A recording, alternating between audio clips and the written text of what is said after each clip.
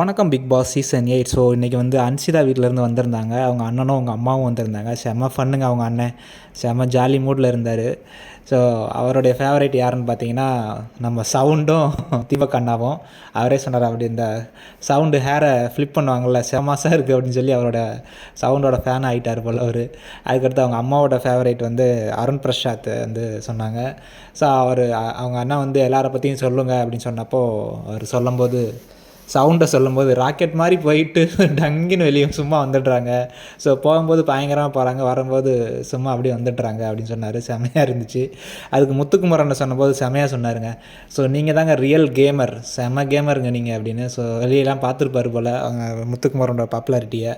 So பயங்கரமாக சொன்னார் real gamer அப்படின்னு. அடுத்து வந்து அருண் பிரசாத்தை சொன்னார், கரெக்டாக நீங்கள் ஃபஸ்ட்டு வரும்போது அம்பி மாதிரி வந்தீங்க, அதுக்கப்புறம் அண்ணியனா மாறினீங்க, திருப்பி ரெமோ மாதிரி மாறுவீங்க, இல்லைனா திருப்பி அம்பியாக மாறுவீங்கன்னு பார்த்தா பிதாமகன் விற்கிற மாதிரி மாறிட்டீங்க, ஒன்றுமே இல்லாமல் அப்படியே டல்லாக ஆகிட்டீங்க. ஸோ திருப்பி விளாடுங்க ப்ரோ, அடித்து விளாடுங்க ப்ரோ, ஒன்றும் பிரச்சனை இல்லை, பார்த்துக்கலாம், பழைய மாதிரி மாறுங்க அப்படிங்கிற மாதிரி சொல்லிட்டு போனாப்புல. ஸோ சூப்பராக இருந்துச்சு. இது நம்ம ராணவுக்கு சொல்லும் போது அப்படி தான், நீங்கள் வந்து ஹைட்ரஜன் பலூன் மாதிரி அங்கே இங்கே எல்லா இடத்துக்கும் போவீங்க, கடைசியில் ஏதாவது ஒரு இடத்துல வந்து இருந்துருவீங்க அப்படின்னு சொன்னாப்புல. செம்மையாக இருந்துச்சு அவர் சொல்லும்போது. ஸோ அவங்க அம்மா வந்து சம்மந்திலாம் அரைச்சி எல்லாருக்கும் ஊட்டி விட்டாங்க. செம்ம மொமெண்ட்டாக இருந்துச்சு. அடுத்து அவங்க அன்சிதா வந்து போகிறதுக்கு முன்னாடி அவங்க அண்ணன்ட்ட வந்து ஒரு சாரி கேட்டாங்க. சாரி, நான் வந்து உங்களுக்காக நிற்கலை, உங்களுடைய கஷ்டமான நேரத்தில் வந்து நான் நிற்கலை அப்படின்னு வந்து அவங்க அண்ணன் போய் கட்டிப்பிடிச்சு, ஒன்றும் பிரச்சனை இல்லை, தங்கச்சி தானே அப்படின்னு சொல்லி அது கட்டிப்பிடிச்சது வந்து செம்ம மொமெண்ட்டாக இருந்துச்சு. பார்க்குறதுக்கே நல்லா இருந்துச்சு. ஸோ ஒரு அண்ணன் தங்கை படம் பார்த்தது மாதிரியே இருந்துச்சு அந்த மொமெண்ட்டு.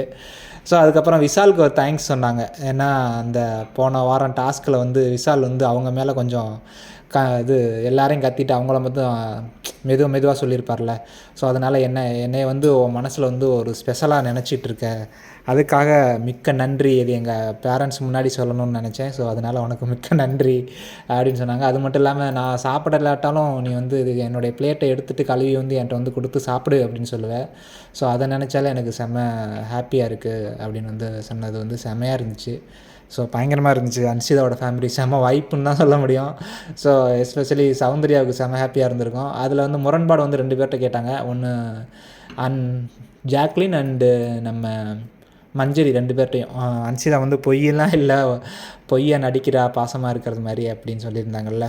ஸோ அவங்க பொய்யெல்லாம் இல்லை, உண்மையிலே அவள் அப்படி தான், அவங்க வீட்லேயுமே அப்படி தான். ஸோ அவள் எதுக்கு பொய்யா இங்கே வந்து நடிக்க போகிறா, ஒரு 20 நாள் வேணால் நடிக்கலாம், அதுக்கப்புறம் நடிக்க முடியாது இல்லையா. ஸோ அன்சிதாவோட உண்மையான கேரக்டர் இதுதான் அப்படின்னு சொல்லி அதை தீர்த்து வச்சுட்டாங்க. ஸோ குட், நாளைக்கு பார்க்கலாம். 4 பேர் இருக்காங்க. See you.